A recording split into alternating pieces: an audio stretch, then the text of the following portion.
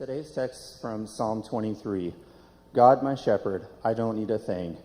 You have bedded me down in lush meadows. You find me quiet pools to drink from. True to your word, you let me catch my breath and send me in the right direction. Even when the way goes through Death Valley, I am not afraid when you walk at my side. Your trusty shepherd's crook makes me feel secure. You serve me a 6-course dinner right in front of my enemies. You revive my drooping head. My cup brims with blessings. Your beauty and love chase after me every day of my life. I am back home in the house of God for the rest of my life. This is the word of the Lord. You may be seated.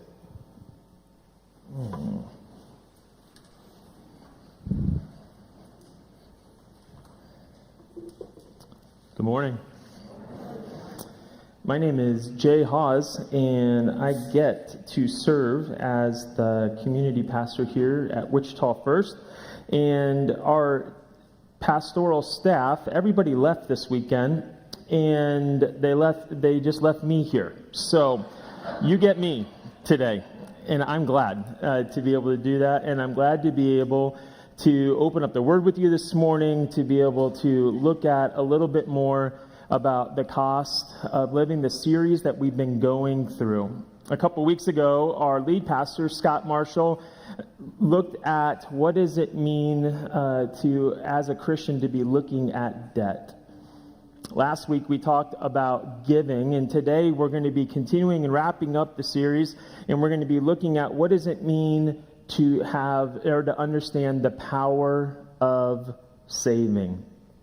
Recently, I was flipping through one of my wife and our old Financial Peace University workbooks. How many of you have ever gone through FPU before by Dave Ramsey? Okay, so a few of you have gone through that before. Janet and we've gone through that a few times. Not only have we gone through it as a couple and learned from it, we've also led that class here at a couple churches where I pastored, and then we've led it here at Wichita First as well. And in the very first chapter, one of the things that they talk about is there's a quiz, and they make you take this quiz. And if you are a couple, you take this quiz together. Well, you take it separately, and then you compare your answers to this quiz. And the name of the quiz is the Nerd and Free Spirit Quiz. Okay? Now, if you're a couple and you're here with your significant other, with your partner, fiance, no matter how long that you have been married, in a second, I'm just going to have you kind of gaze into each other's eyes, and you're going to answer a couple questions.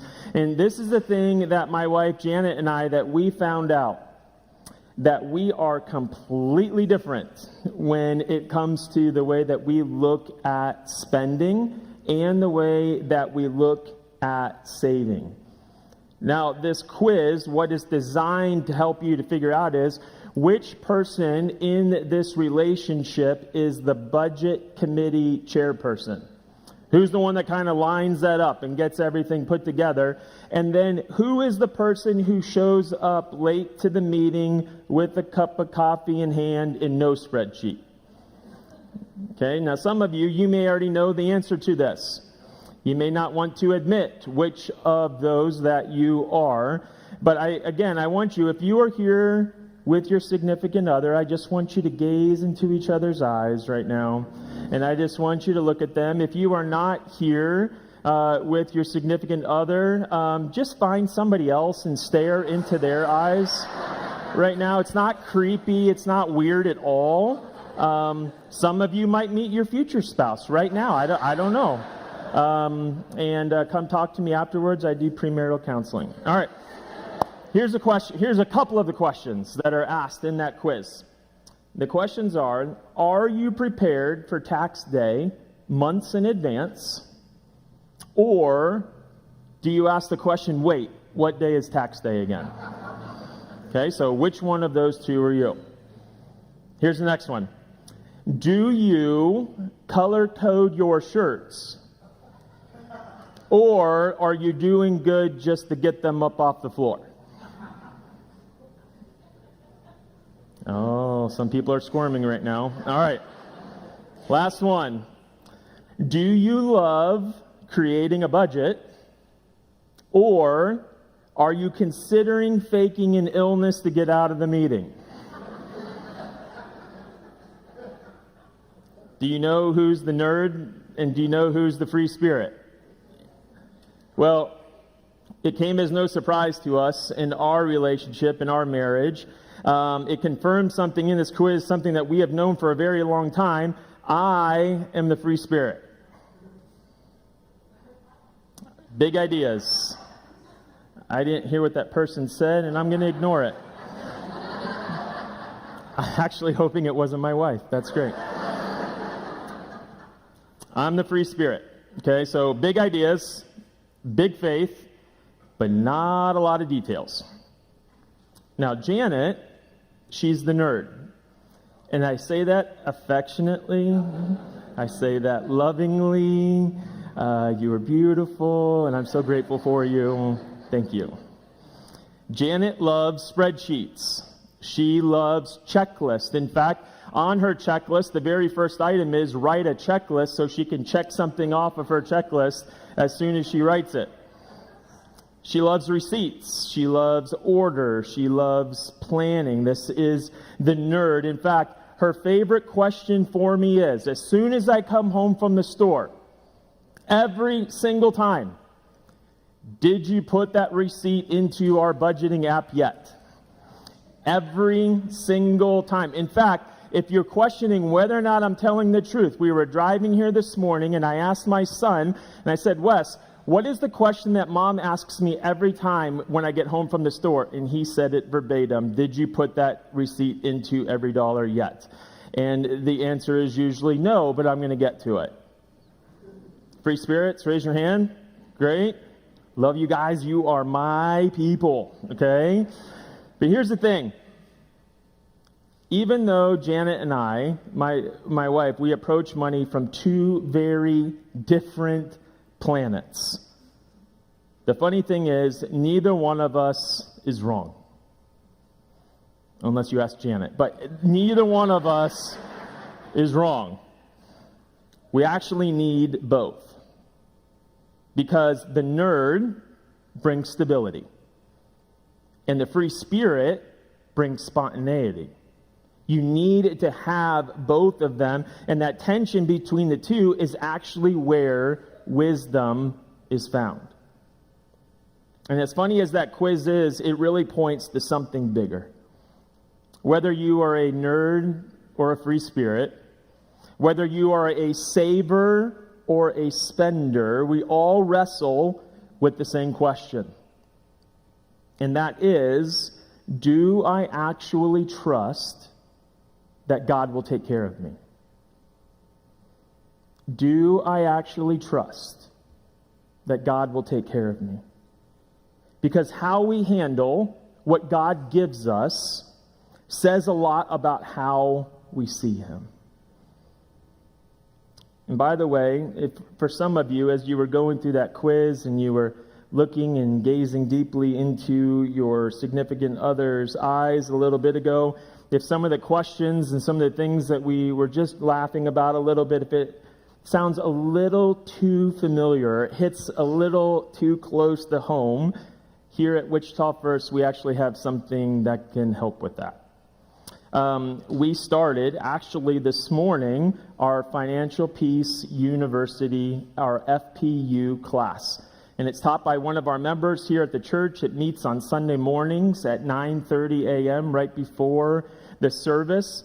It's super practical. It is judgment-free space. But I want you to know that even though it started today, it is not too late to join the Financial Peace University class that we just started. It helps you to know how to plan, how to save, how to find peace with your finances. So whether you are the spreadsheet type, whether you are the we're just going to figure it out later kind of type, you can sign up today in order to start that FPU class. Earlier, David talked about the connection card that's in the seat back in front of you. If you are interested in getting more information about our FPU class, you can just write FPU, Financial Peace University, on that card. You can drop it in one of the giving boxes on the way out, or you can hand it to David, who will be at the Start Here booth after the service. So whether you are the nerd, or whether you are the free spirit, or somewhere in between, here is what both of us need to be reminded of today. God is the one who provides what we need. He is the one who provides what we need. And not only does he provide what we need, he calls for us to trust him. And the way that we do so is by saving two ways. We save with wisdom, and we save with joy. And so that's this morning, I want to just kind of walk through with you 3 truths about saving. What does it mean to save in the way that God has called for us to manage our finances? See, here's the thing. If we don't believe that God provides what we need, we are always going to drift. And the things that we are going to drift towards we are always going to drift towards fear.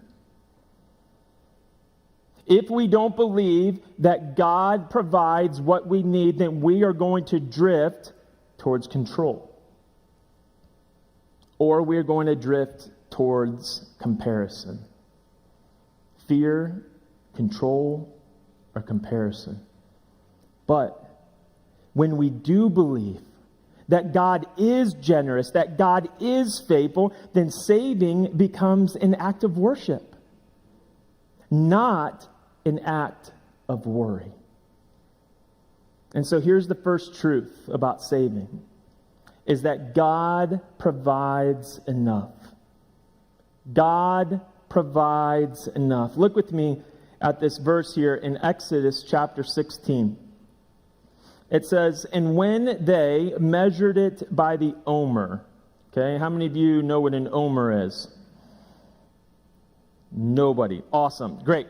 I'll explain it in a minute. Let's keep going. The one who gathered much did not have too much, and the one who gathered little did not have too little. Everyone had gathered just as much as they needed.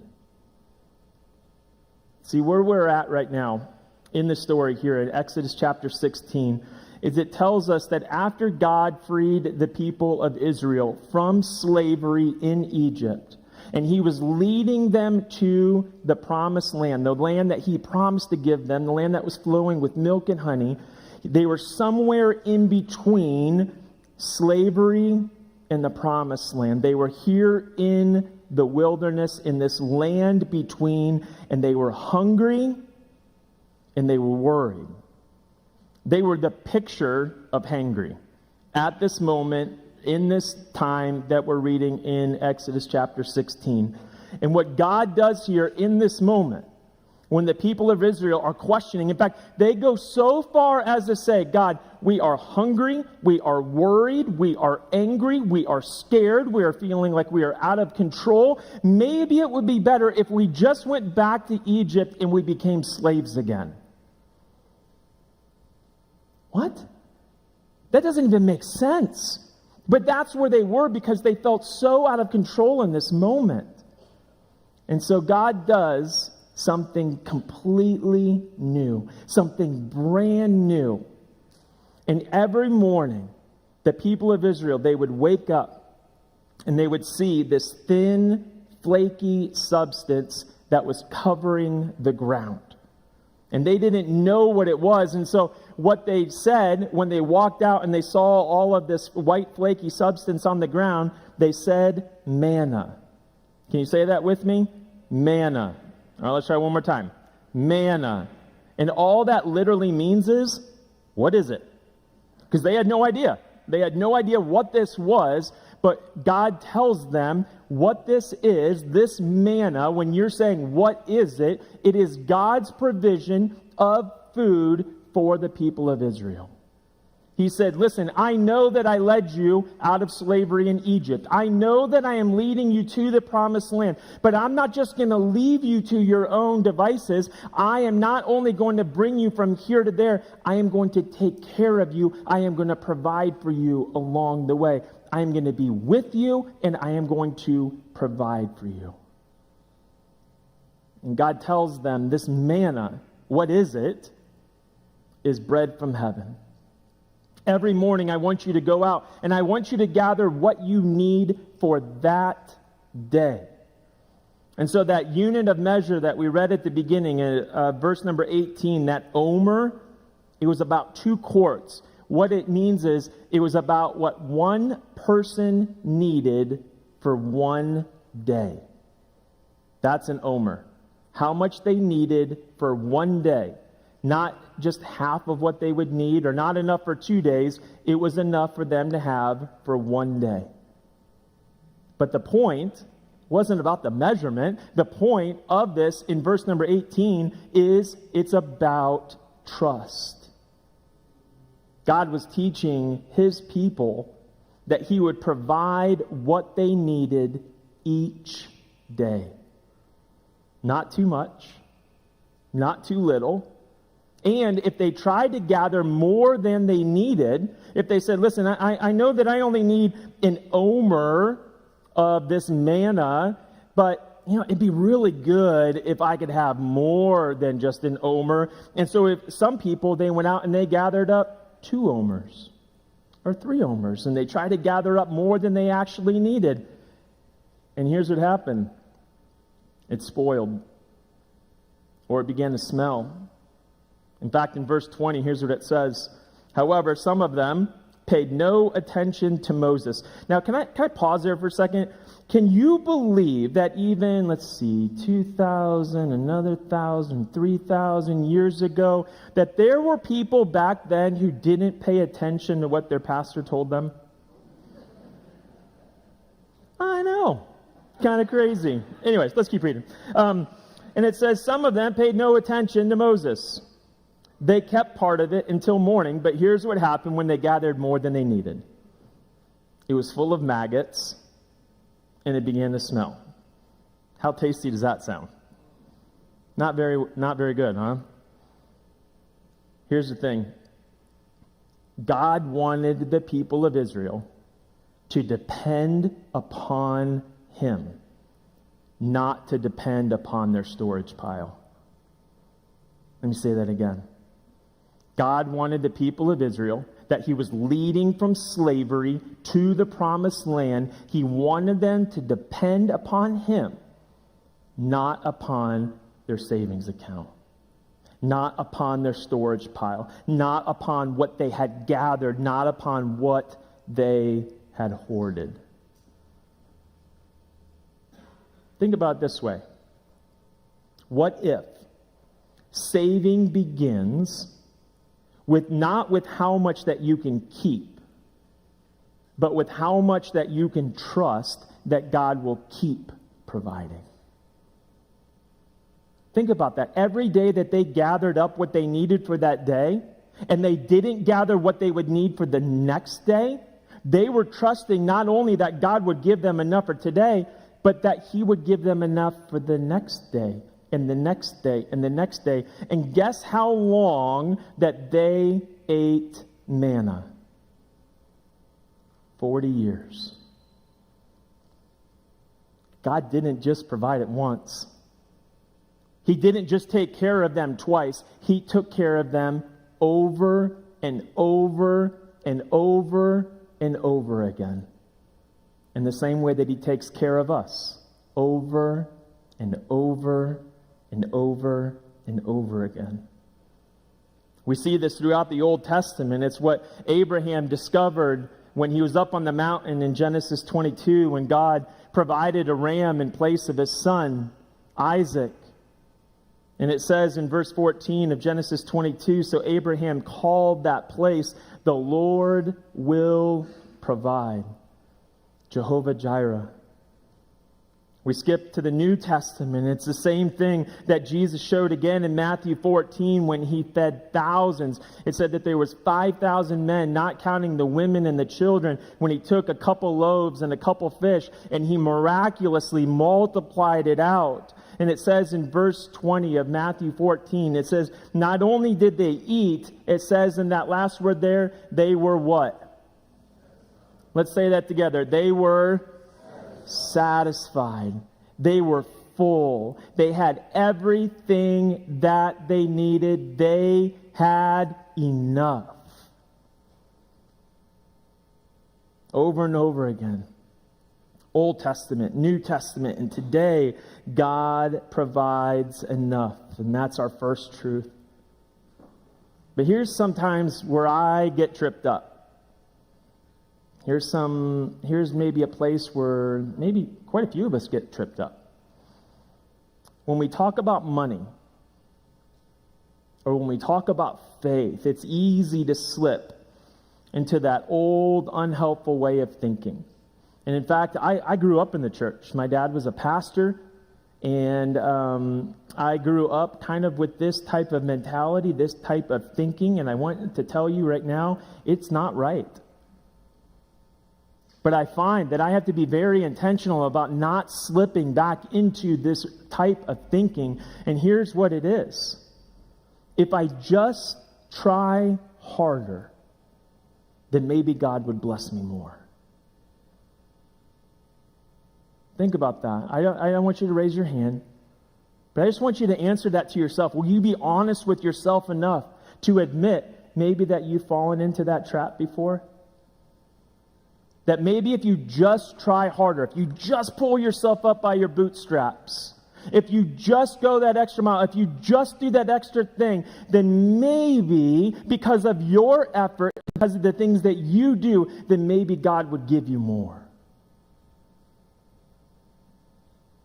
One of my favorite new authors is James Bryan Smith. He pastors and helps pastor at a church right here in Wichita. And in one of the recent books that he wrote, he's quoting Henry Cloud, and he says it, and he kind of puts it like this. He says, if you walk into a given church on Sunday, you're apt to hear a message that goes something like this. And here's what it says. God is good. You are bad. Try harder.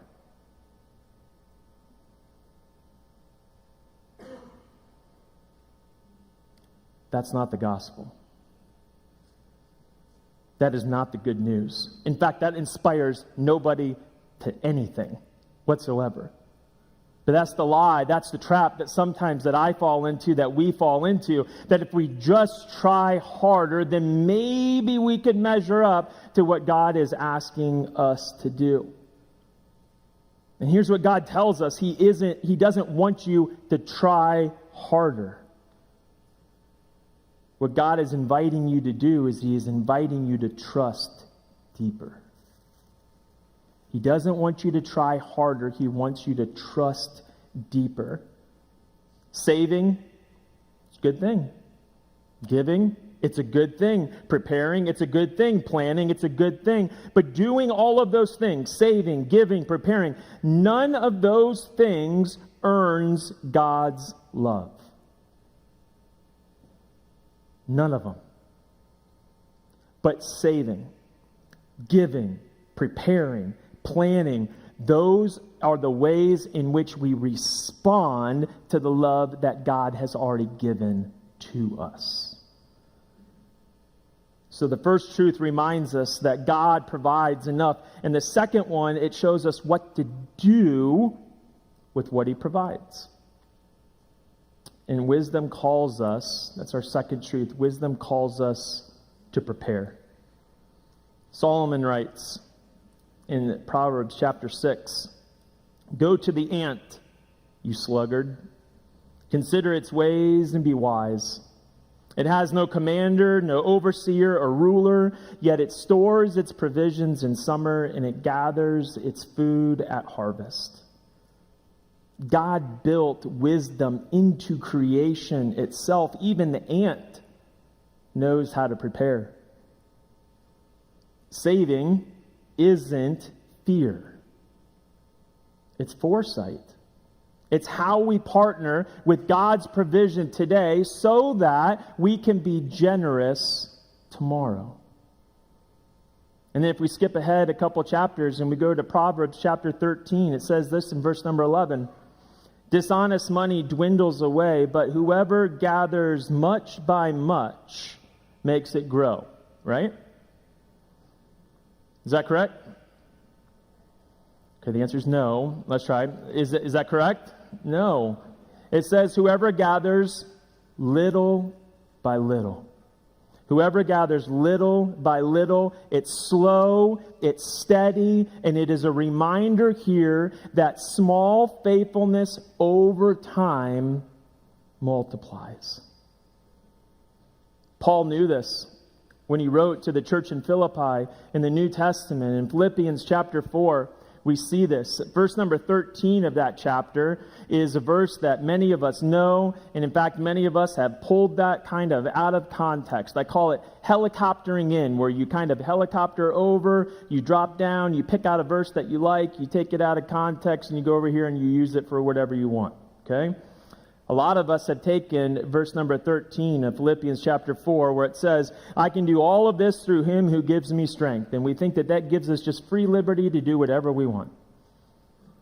But let's look at it in context. When you read verses 11 and 12 before it, here's what Paul says. And I want you to remember, he's writing this while he was in prison. I am not saying this because I am in need, for I have learned to be content whatever the circumstances. I know what it is to be in need, and I know what it is to have plenty. I have learned the secret of being content in any and every situation, whether I am well fed or whether I am hungry, whether I am living in plenty or I'm living in want. I can do all of this through him who gives me strength. The way that we understand the key to contentment, the secret to a life of peace, is by trusting in God to give you the strength to do it. That is the posture of wisdom, contentment. And when you're content, what we find is that saving is not hoarding, it is peace in motion. Contentment is peace in motion. What I often find when we look at verses like this in the Proverbs, or we look at some of the writings of Paul in the New Testament, it's easy to treat verses like these as simple money tips. But Jesus' teachings and the way in which that he presents them to us, they weren't just practical, they were also spiritual. Jonathan Martin, he says it like this: we have too many leaders. And by extension, if we have too many leaders, that means that we also have too many people who are following those leaders, who think that the meaning of the book of Revelation is perfectly clear, and the Sermon on the Mount is obscure, meaning that it doesn't make sense, or that we don't understand it, or we don't get it. Saving, contentment, generosity, these aren't side notes. These are at the heart of what it means to trust God in our everyday life. And when we start to live that way, understanding what it means to save, what it means to be content, what it means to be generous, we start to see that God doesn't just give us enough, he gives us more than we could ever imagine.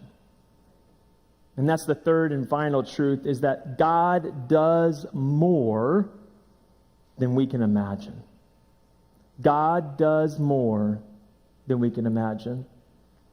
Paul writes this in Ephesians chapter 3 to another group of churches, and he says this, and I love these verses, and if you've ever heard them before, these are the types of verses that kind of just stir my soul, that get me up out of bed in the morning when I hear them.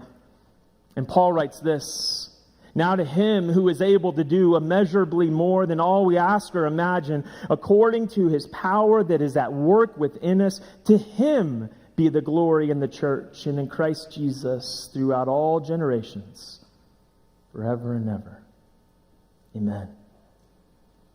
God can do immeasurably more through people who are faithful with what is already in their hands. And that's how God works. He takes our ordinary obedience and he turns it into extraordinary impact. See, the question isn't, can I afford to trust God? That's the wrong question. The right question is, what might God do if I actually did? What if the goal of saving isn't just to secure your future, but to create space for God to surprise you? One of my favorite devotional writers, one of my favorite authors and pastors and people to read, and I'm sure some of you have read some of his works as well, is A.W. Tozer. One of the quotes, one of my favorites by Tozer, is he says this: "What comes to our mind when we think about God is the most important thing about us." If you think that God is stingy, then you're going to live with clenched fists. But if you think and if you believe that God is generous, that He is faithful, that He provides, then you are going to live a life that is open-handed. You are going to live a life that is ready to receive. You are going to live a life that is ready to give. You are going to live a life that is ready to trust. And this is where this all leads. Not to fear, not to striving, not to guilt, but it leads to peace. How many of you want more peace in your life? Man, I don't care how much peace that you have in your life, I want more. Because we live in a world today that is absent of peace. We live and work in places where there is an absence of peace. I want more peace. And when we live our lives the way, when we believe that God is generous, that He is faithful, it leads to peace. And this is the kind of peace that comes when we stop trying to earn God's favor. But it is a type of peace that comes when we start trusting His character. At the very beginning, Travis came up and he read Psalm 23 out of the Message translation. And I did that on purpose. I wanted him to read it out of a translation that maybe some of you weren't familiar with, so it could kind of make you pause and just listen a little bit. But I'm going to read Psalm 23 again. I'm going to read it this time out of the NIV. Maybe it's a translation that some of you have heard or that you grew up memorizing. If you feel comfortable doing so, I'm going to invite you, while I read Psalm 23, just these 6 verses, I'm going to invite you just to close your eyes, if you would. And my prayer is, as I was writing this sermon this week, is that you would allow these words of Psalm 23 to speak to you in a new and a fresh way. That these wouldn't be Jay's words, but that they would be God's words for you today, October 5th, 2025. Listen to these words. The Lord is my shepherd. I lack nothing. He makes me lie down in green pastures. He leads me beside quiet waters. He refreshes my soul. He guides me along the right paths for His name's sake. Even though I walk through the darkest valley, I will fear no evil, for You are with me. Your rod and Your staff, they comfort me. You prepare a table before me in the presence of my enemies. You anoint my head with oil. My cup overflows. Surely Your goodness and Your love will follow me all the days of my life, and I will dwell in the house of the Lord forever. You can open your eyes. This isn't a psalm about death. This is a psalm about life. It's about a God who provides. It's about a God who prepares. It's about a God who overflows our cup. So as we go this week, may we save with wisdom. May we give with joy. May we live with trust in the God who provides enough. And not just enough, but immeasurably more. Would you pray with me, please? Just right where you're at, if you would just bow your heads. God, I thank you so very much for these words today. It doesn't matter if we're reading about the people of Israel in the Old Testament, if we're reading the letters of Paul to the churches in the New Testament, or if we're hearing about the amazing stories of the work that you are doing through the global church around the world. God, you are at work. God, you provide enough.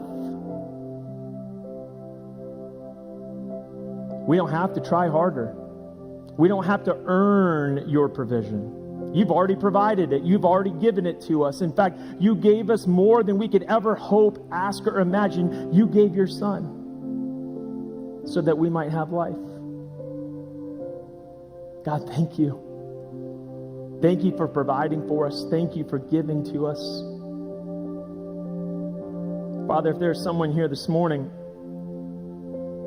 who maybe has trusted you in the past, but is struggling today, I pray that you would come alongside them and surround them with others that will help them to be able to trust you, to help them to be able to understand that you are a God who not only cares about them, but you are a God who loves them. Maybe there's somebody here this morning who has never put their trust into your hands. I pray that right now is that day.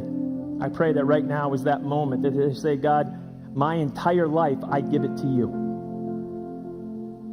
God, I give you the way that I think. I give you the way that I feel. I give you the things that I do. I give you every part of who I am. God, I have made a mess. But God, you bring beauty out of ashes. And so I give it to you today. Wherever we are at, wherever you are at, I pray that you would, through obedience, trust God. Thank you, Father. It's in the name of your Son, Jesus, that we ask all of these things. Amen. Amen. Last week, our lead pastor, Pastor Scott, he closed with a challenge that we're going to be continuing today. And that challenge is a 90-day tithing challenge. And one of the things that Pastor Scott asked us to do last week is to take God at his word and to trust and to test his faithfulness. And I want to share those same words from last week with you again this morning. Maybe you weren't here last week and you didn't get to hear them, or maybe you were here and you didn't get an opportunity to make that decision, but I want to share them with you again here today. Here's what it is. It is a 90-day tithing challenge. It's going to take us all the way up to the end of the year.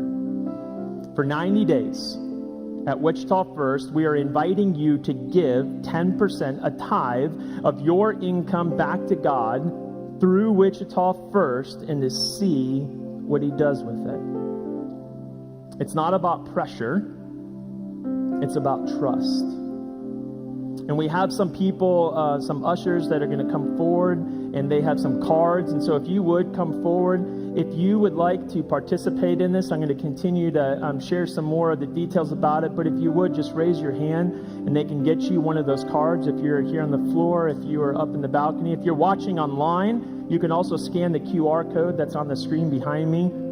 But what I find and what we have found here at the church is there are two groups of people. Some of you already give faithfully. You tithe. And some of you give even more beyond that. For you, this is your chance to recommit. This is your chance for you to say again, God, all of my resources, everything that I have, I recognize as a gift from you, and I am giving it to you. I'm recognizing that. For others, this may be brand new. Maybe you've given here, maybe you've given there, but not consistently. This is your invitation to begin. This is your invitation to take that first step and to test God's promise to provide, like we just talked about. The promise is this: if after 90 days that you are not convinced of God's faithfulness to bless your life as a result of your obedience, we will refund every dollar you gave, no questions asked. Now, we live in a very cynical world, and you may be wondering, okay, what's the fine print? But I want you to understand, and I want you to know that you heard that right. Full refund, all caps, bolded, underlined, period, hard stop. Because this isn't about something about what the church wants from you. It's about God wanting something for you. So here's the fine print. To make it official, you need to fill out this 90-day tithing challenge card and to turn it into our finance team before next Sunday when the challenge begins. That card simply helps us to be able to track your giving so that if you do request a refund, we can process it properly. All of that giving that you give during the 90 days, it has to be documented, whether it's given online, by check, or cash. If you do give by cash, it needs to be in an offering envelope so we know who to credit it to.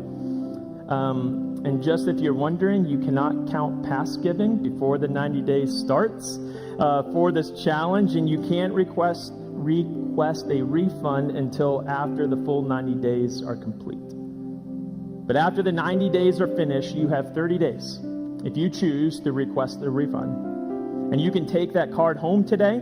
If you came here today and maybe if you are a couple and your significant other isn't here and you want to pray about it and you want to bring it back next Sunday, or you can scan that QR code. But if you are here today and you are ready to take that step, simply fill out this card, this challenge card, check that box and turn it in today before you leave. We're going to have some volunteers there in the back. They're going to have some baskets. You can fill it out. You can place it face down in one of those baskets at the back, and they are going to be ready to receive them. Also, something I'm going to invite you to do, maybe some of you had the chance to do this last week, and maybe you didn't, but up here, up front on the altar are keys. And I grabbed a blue key because blue is my favorite color.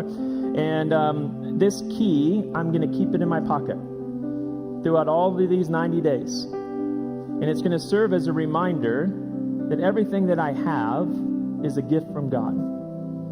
And so as we go through this 90-day challenge, if you are participating in it, I would invite you to come forward if you filled out that card and to grab one of these keys and to keep it with you, or keep it in a place in your house where you will see it on a regular basis, so that it will help you to remember this.